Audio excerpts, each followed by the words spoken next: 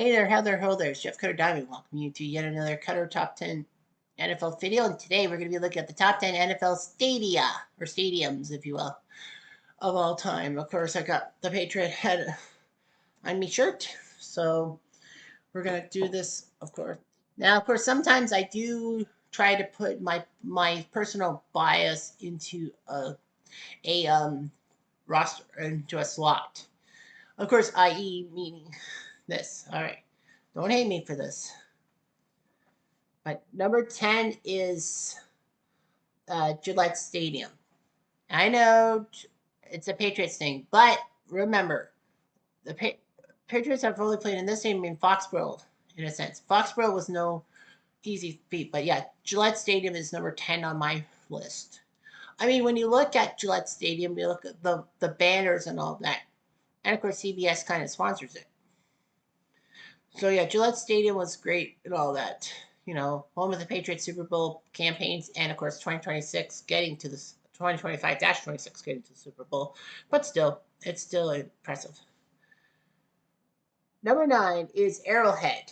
I know you'll be yelling at your TVs, Cutter, you are an idiot. I know Arrowhead, you know, the record-setting crowd noise and all that, elite tailgating, and the game day environments, and the fact that the Chiefs have won many Super Bowls in the 2020s makes it good.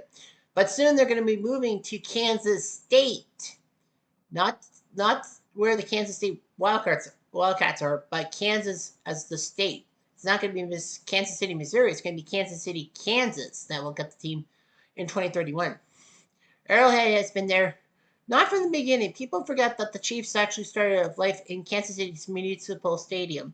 Before that was kind of torn up after the Royals left for their own stadium in 1973.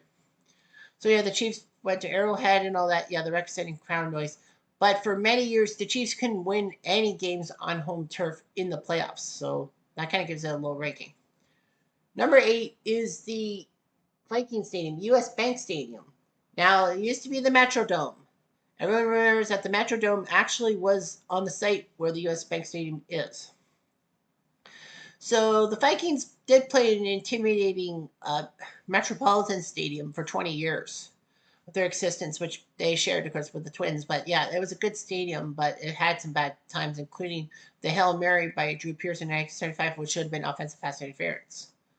But yeah, the Vikings played in cold weather and then moved indoors into a climate-controlled stadium like the Metrodome. Unfortunately, that roof was air supported, and you know that was a little bit problematic, especially with the snow ripping the fabric and games, and actually had to postpone some Vikings games. So yeah, the Vikings moved out to the Metrodome, back outdoors to University of Minnesota Stadium, aka TCF Bank Stadium, and then when Metrodome was ripped apart for US Bank Stadium with this angular glass design, climate controlled interior, and loud game day environment. It was pretty impressive to see. So yeah, they really did a good job turning the Metrodome into a better stadium, if you will. Hell, it's even going to host, it even hosts Survivor Series 2026. Survivor Series, sorry, SummerSlam 2026. I'm getting my SS's mixed up. Number 7 is Acrisure Stadium, formerly known as Heinz Field in Pittsburgh. I know you could also say Three Rivers Stadium in Pittsburgh was great with, you know, it was a better impact. Three Rivers Stadium, the steel curtain, the fan bases, and, you know, the Steelers polka and Jarrell's Gorillas and Frankel's Army being there and showing with the Steelers, and of course where the Immaculate Reception happened. But I mean, it was pretty good. You had the riverfront views, terrible towels, and on occasion they share the Pittsburgh fight song, and then you know, like on the jumbotron. But then they would have like modern football players on that and all that. So yeah, it has a recognizable fan atmosphere. It shares with the University of Pittsburgh, kind of why you know the end zones are kind of 50-50, like with college football and NFL design. But yeah, it's pretty impressive, and you gotta love it. Number 6 is SoFi Stadium, where the Rams and Chargers share. SoFi Stadium is got to be the best shared stadium of two NFL teams. Sorry, Giants and Jets. I don't think that MetLife Stadium is that great. Anyway, SoFi Stadium was built kind of to get the Rams a new stadium. After the Rams left St. Louis in 2016, back to Los Angeles, where they originally were before they moved to St. Louis in 1995, that practically, the Rams were playing at LA Memorial Coliseum where USC played, and then of course the Rams played. Of course, let's not forget that it did have one of the greatest games of all time, Chiefs and Rams from 2017. It was actually a Monday Night Football game that was actually not supposed to be at LA Memorial Coliseum. It was supposed to be in Mexico. But because of some wildfires down there, no, San Diego? No, somewhere. But yeah, wildfires, they had to move the game back to Los Angeles, where the Rams would have been the home team. And it worked out. It was a 54-51 shootout. But yeah, Memorial Coliseum also was home to the Raiders at one time, if I'm right. Yeah, because the LA Rams were at Anaheim Stadium at one time. So SoFi was built. It was an architectural showpiece, a translucent roof, open air feel, even though it was kind of closed, massive video board that's ribbon around it, and the entertainment district design. Kind of like Gillette Stadium. It captured new feeling with the World Cup games being played there. Yeah, SoFi was great and all that. And then when the Chargers left San Diego because the Spanos family were assholes and all that. The Chargers did play at Home Depot Park or whatever the frick it was called. Yeah, Home Depot Stadium, which was a soccer stadium, and then they had to play NFL there. But yeah, SoFi was there, and SoFi, is a great stadium. Number 5 is the Astrodome. The Astrodome, you could also say Texas Stadium it was great because everything's bigger in Texas.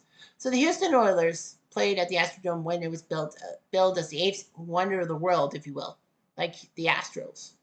But yeah, the Astrodome was there, changed design forever. It was actually the first major domed air-conditioned sports venue, and brought artificial turf to the premises. And of course, the fans hate that for many teams and all that. So yeah, the Astrodome was intimidating. The Houston hold my breath here. The Houston Oilers suffered through some bad times, but then Bum Phillips helped the Astrodome become big. They even remember the Astrodome had that "Love You Blue" rally, even though the Oilers lost the AFC title game to Pittsburgh, and 50,000 fans still were there. That's amazing. Yeah, the Astrodome chilled and all that. It kind of lost its luster in 1989 when they got rid of that big exploding scoreboard, if you will, and changed the stadium's premise forever. And it was like, huge. But yeah, the Oilers had a few good playoff games at the Astrodome, except for the game against Kansas City in the 94 playoffs that actually ruined them. They were 14-2 and looked like they were the favorites to get to the Super Bowl finally, but they freaking blew it to Joe Montana and the Chiefs. And of course, let's not forget Keith Cash's spike into that Buddy Ryan poster. But yeah. Number 4 is Lumen Field, or as it was known as CenturyLink Field. That is basically the Seattle Seahawks Stadium. It was set on purpose. The design was on purpose. Built on the old Kingdom site. It was designed to trap sound and frame skyline views and gives one of the league's strongest home field advantages, distinct with modern settings. Yeah, you can get a lot of decibels at Seattle. It was basically meant to trap sound and basically intimidate the opponents. And Seattle has had some great moments in the 2010s and, of course, the 2025-26 season when they won the Super Bowl over my dead body. But anyway, yeah, it was great. Yeah, it was where the Kingdom used to be. Of course, that was one of the worst stadiums for football, much less baseball. And all that. It ripped apart, and then by 1997, it was gone. Like, the Seahawks still played at the stadium until 2002 when Lumen Field came into play.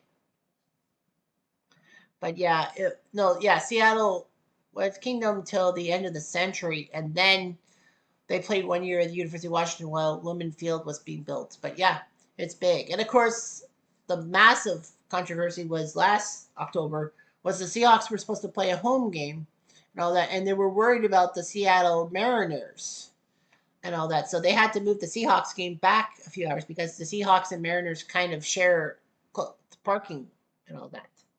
Brutal. Number 3 is the Caesars Superdome in New Orleans. The Superdome is a landmark dome venue and all that. Has had countless major events. In 1975, it was built seemingly on top of a graveyard and all that. But yeah, New Orleans played at Tulane Stadium, which was yak. But then yet they wanted to have an indoor stadium that was like the eighth one of the world, ninth one of the world after Houston was the eighth one of the world. So yeah, the Saints played. Of course, they sucked and all that. They've had their terrible seasons. '91 was the first time they were above 500 in the season. So that was 24 years. And yeah, the Superdome was there and all that. And in 2000, they had the voodoo ceremony against before the game against the Rams, and it worked. The Saints beat the Rams for the first time and finally got a playoff win. Unfortunately, 2005, it was in a negative light because, well, Hurricane Katrina happened and everyone was had to be housed in the Superdome because of the problems. And of course, it was a shit show with people probably looting and all that. Like, it was crumbling. And the Saints almost moved to San Antonio, allegedly. Fortunately, though, they built the Superdome back into normalcy after Hurricane Katrina and they got everyone out of there. It worked out. They had that Monday Night Football game against the Atlanta Falcons, the block punt, and Curtis Deloche scoring the touchdown, and the Superdome was back. And the Superdome's been pretty good. I mean, the Saints have won a Super Bowl in their history. It's done well. I mean, it looks old in a sense, but it's still got some feel to it. So that's pretty impressive. Number two is Soldier Field in Chicago. It's been heavily renovated, yes, and the Soldier Field ambiance is different than the ones in the 1970s. It has its historic footprint, lakefront setting, and connection to one of NFL's oldest franchises. A lot of people probably thought that Soldier Field actually was built in the 1920s, but actually, technically, no. It was a monument to the soldiers in 1971. The Bears had played at Wrigley Field and Comiskey Park for a while. But yeah, the Bears played at Soldier Field. It was pretty good and all that. The ambiance, of the Bears of the 80s with the 85 Bears, especially Richard Dent, William Fisher Perry, and Dave Jurison, among other people. But yeah, it was great. And then, of course, they had to spend a few years renovating it. So the Bears played at the University of Illinois Stadium. But yeah, it was still pretty good. And, the Bears, and, they had that great comeback against Green Bay, I think in the playoff, well, in week 17 or something like that, that I thought for sure the Packers were going to beat the Bears. Wrong again, Cutter. So yeah, that's it. And number one has to be Lambeau Field in Green Bay. The Packers um, played in City Stadium, and then in 1957, Lambeau was built. It was the definitive cathedral. Frozen weather mystique, neighborhood setting, championship history, elite fan base, despite being one of the smallest cities in the NFL, Green Bay, Wisconsin. But anyway, Lambeau Field has had a great feel and is a cathedral. Remember the Ice Bowl? I forgot to say about the Bears, about the Fog Bowl 1988. But yeah, the Ice Bowl 1967 on New Year's Eve, in which the Packers beat the Cowboys to go to Super Bowl II. Not Super Bowl I, but Super Bowl II, and then beat the Raiders. But yeah, Lambeau Field was impressive and all that. Despite the 29-year drought for the Packers in winning titles, the fans were there. The fans own the team in essence, and it's a 20-plus year wait for season tickets. Are you crazy? But yes, it is. But yeah, Lambeau Field is impressive. The Lambeau Leap, built in 1993, thanks to Terrell Buckley, a former FSU player, because the Leap was kind of there at Florida State. But yeah, it's a great stadium to go to and all that. Small city charm always wins out against big city glitz and glamour. That's for sure. Anyway, I'm Jeff Diamond, a dude.